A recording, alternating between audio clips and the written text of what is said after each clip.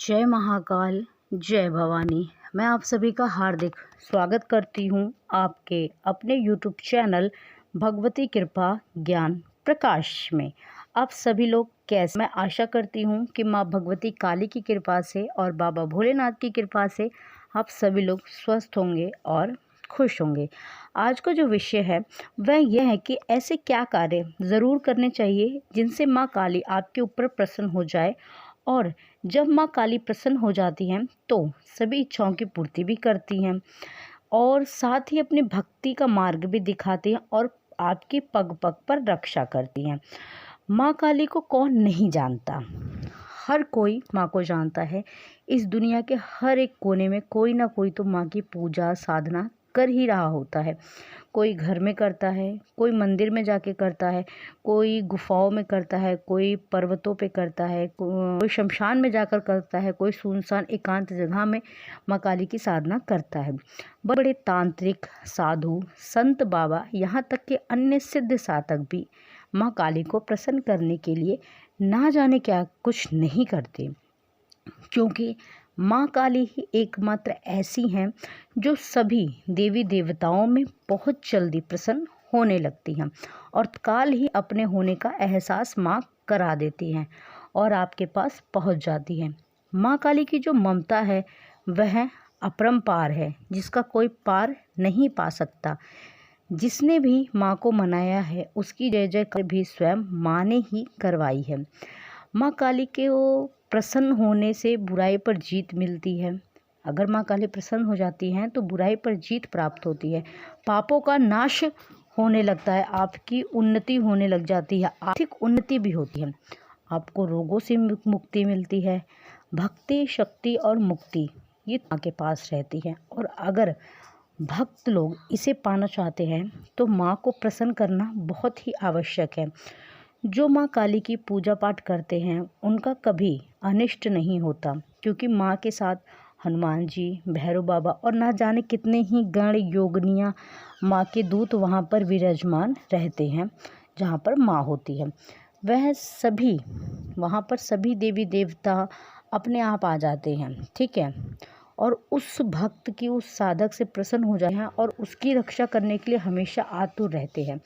तो आइए जानते हैं वे 7 कार्य कौन से हैं जो हर एक व्यक्ति जो माँ काली की पूजा अर्चना साधना करता है उसको यह कार्य अवश्य करने चाहिए माँ काली को प्रसन्न करने के लिए।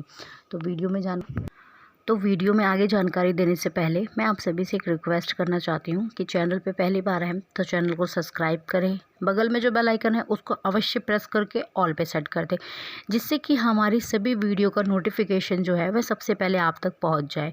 जानकारी पसंद आए तो वीडियो को लाइक करें, शेयर करें और कमेंट करें। देखिए, सबसे पहला जो कार्य है वह होता है कि आपको अपने घर के मंदिर में, आज के समय में हर किसी के घर में मंदिर अवश्य होता है। अगर इन केस आपके घर में कोई मंदिर नहीं भी है तो आप एक चौकी लेकर उस पे माँ काली की अखंड ज्योत जलाएं। माँ दुर्गे की और माँ काली की एक ही अखंड ज्योत जलाएं, चाहे आप माँ काली के नाम की जलाएं या माँ दुर्गे के नाम की जलाएं, ठीक है। आपको अपने घर में अखंड ज्योत अवश्य प्रज्वलित करनी चाहिए। इससे क्या होगा कि इससे नकारात्मक ऊर्जा घर में प्रवेश नहीं करती है, और यदि 1% ये मान भी लें कि अखंड ज्योत जलाने के बाद भी नेगेटिव एनर्जी आपके घर में एंट्री कर ले रही है तो वो ज़्यादा दिन तक टिक नहीं पाएगी, वो अवश्य ही नष्ट हो जाएगी।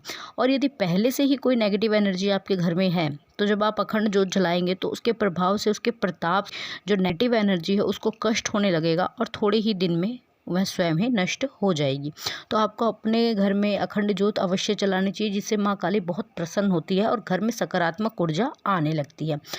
अगला कार्य आपको क्या करना है माँ काली को प्रसन्न करने के लिए, आपको नियमित रूप से माँ काली को भोग अवश्य देना है, ठीक है। भोग में आप माँ काली को सूखा गोला अर्पित कर सकते हैं, या पानी वाला जो नारियल होता है जटाधारी उसको आप माँ को अर्पण कर सकते हैं। माँ को आप पंचमेवे का भोग लगा सकते हैं।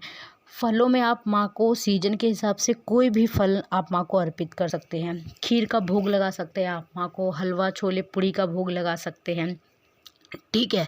आप माँ को नींबू का भोग लगा सकते हैं, मीठा पान पेड़े का भोग लगा सकते हैं, या कोई ऐसा भोग जो आपके घर में पीढ़ी दर पीढ़ी देते चले आए हैं, तो इस भोग को भी आप माँ को अर्पित कर सकते हैं। एक नियम बना लीजिए कि आपको यह भोग महीने में देना है या महीने में 3 बार देना है या शनिवार को देना है या मंगलवार को देना है। तो नियम के हिसाब से एक नियम बना लीजिए और उस नियम पे आपको माँ को भोग अवश्य देना है। तीसरा कार्य जो आपको करना है वह है कि आपको माँ काली को श्रृंगार अर्पित कर सकते हैं। माँ काली को बेहद पसंद है, आप माँ काली को 16 श्रृंगार अर्पित कीजिए। गजरा माँ को बहुत पसंद है, आप माँ को गजरा अर्पित कीजिए।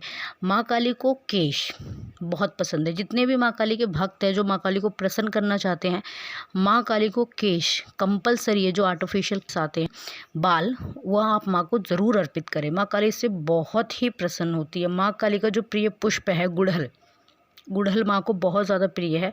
आप गुड़हल माँ को अर्पित कर सकते हैं। गुड़हल की माला आप माँ को अर्पित कर सकते हैं। आप गुलाब की और केवड़े की भी पुष्प माँ को अर्पित कर सकते हैं। ठीक है, आप माँ काली को सिंदूर भी अर्पित कर सकते हैं। माँ काली को थोड़ा सा सिंदूर आप अर्पित करके उसमें से थोड़ा सिंदूर प्रसादी रूप में आप ग्रहण कर लीजिए और उससे अपनी माँ को आप सजाइए। तो इससे माँ की कृपा दृष्टि जो है आप पे भी, आपके सुहाग पे, दोनों पे बनेगी और माँ आपका जो सुहाग है वह अखंड रखेगी। ठीक है, तो यह कार्य भी आपको अवश्य करना चाहिए। चौथा कार्य जो आपको करना चाहिए वह है कि माँ काली के शनिवार के व्रत आपको ज़रूर करने चाहिए। अगर आप माँ काली को प्रसन्न करना चाहते हैं, आप माँ काली के भक्त हैं, तो माँ काली के शनिवार के व्रत आपको अवश्य करने चाहिए।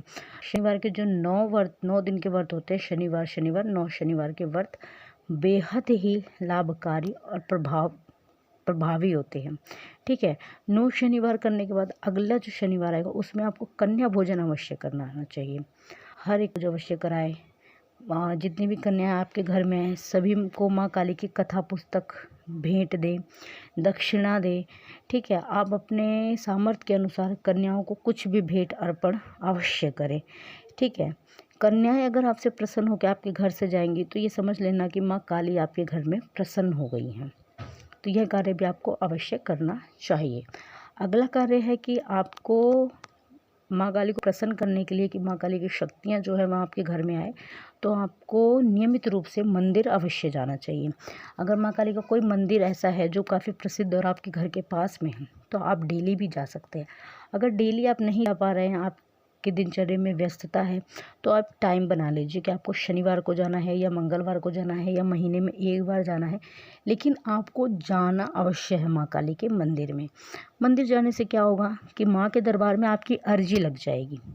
माँ के दरबार में आपकी अर्जी लग जाएगी, माँ काली की नज़र आप पे पड़ जाएगी और माँ काली आपके घर में आने लग जाएगी। ठीक है, मंदिर आप जब भी जाएं तो कभी भी खाली हाथ ना जाएं। खाली हाथ मंदिर नहीं जाया जाता है। माँ के लिए कुछ न कुछ भेंट प्रसाद अवश्य लेके जाए, इससे माँ बहुत प्रसन्न होती है। आपको अपने नियमित कार्यों में आपको अपने प्रथम रोटी जो है वह गाय के लिए निकालनी चाहिए। आखिरी रोटी जो है वह कुत्ते के लिए निकालनी चाहिए। चींटियों को आटे में चीनी मिला के चींटियों को खिलाना चाहिए। पक्षियों के लिए पानी रखना चाहिए। मतलब जानवर की भी अपने सामर्थ्य के अनुसार जानवरों के लिए भी भोजन की व्यवस्था आपको करनी चाहिए। इससे भी माँ काली बहुत खुश होती है, क्योंकि माँ काली ये देखती है कि मेरा भक्त का लगाव सिर्फ मुझ तक ही सीमित नहीं है, वह बेजुबान जानवरों की भी देखभाल कर रहा है, उनकी भी मदद कर रहा है। तो इससे माँ काली बहुत ज़्यादा प्रसन्न होती है। छठा कार्य जो आपको, 7वां कार्य जो आपको करना चाहिए वह है कि अगर आप माँ काली के किसी मंत्र का जाप कर रहे हैं, वैसे माँ काली के भक्तों को माँ काली के मंत्रों का जाप अवश्य करना चाहिए। इससे माँ की कृपा दृष्टि बहुत जल्दी पड़ती है और माँ बहुत जल्दी प्रसन्न होती है। आप माँ के मंत्रों का जाप करना चाहिए और जिससे आप जाप कर रहे हैं उसी मंत्र से आपको माँ काली का हवन भी अवश्य करना चाहिए। और अगर ये हवन आप शनिवार के दिन या मंगलवार के दिन, अमावस्या के दिन कर रहे हैं तो ये बहुत ही शुभ होता है, प्रभावी होता है। तो ये सारे कार्य अगर आप नियमित रूप से या फिर एक नियम से कर रहे हैं तो इससे माँ काली, माँ भद्रकाली बहुत जल्दी प्रसन्न होती है और माँ की कृपा दृष्टि आप पर पड़ जाती है। तो मैं आशा करती हूँ कि आपको मेरे द्वारा दी गई हुई यह जानकारी पसंद आई होगी। मैं बाबा भोलेनाथ, माँ भवानी से आप सभी के लिए प्रार्थना करूँ कि माँ की कृपा दृष्टि जो है मेरे सभी बच्चों पर, अपने सभी भक्तों पर बनी रहे, मेरे यूट्यूब परिवार पे बनी रहे। सभी लोग जहाँ भी हैं वहाँ पे खुशी मंगल से रहें, सबके घर में धन धान्य की माँ हमेशा बरकत लाए, अन्नपूर्णा माँ की कृपा दृष्टि हमेशा बनी रहे। और अगर कोई भी रुकावट उनके कार्य से संबंधित चीज़ों में आ रही है है। तो माँ उन रुकावटों को जल्दी ही दूर करे और उनकी तरक्की के मार्ग माँ खोले। धन्यवाद। जय महाकाल, जय भवानी।